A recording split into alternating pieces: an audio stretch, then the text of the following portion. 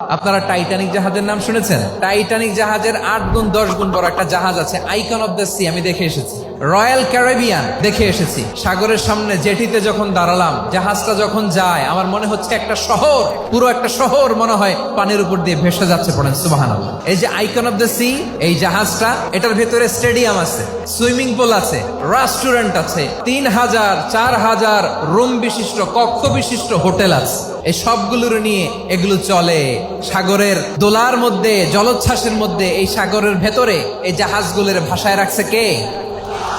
এই যে বাংলাদেশে যে গাড়িগুলো চালান, বেশিরভাগ গাড়ি আসে কিন্তু জাপান থেকে। হাজার হাজার গাড়ি একটা জাহাজ বহন করতে পারে। সূরাত বনী ইসরাইলের এই চমৎকার আয়াতের ভেতরে আল্লাহ তাআলা বেসিকলি মানব জাতির প্রতি তার 4টি স্পেশাল অনুগ্রহের কথা বলেছেন। 2 নম্বর অংশে আল্লাহ তাআলা বললেন, ওয়া হামালনাহুম ফিল বাররি ওয়াল বাহর, স্থলে এবং সমুদ্রে আমি তাদের জন্য চলাচলের বাহন দিয়েছি। সুবহানাল্লাহ।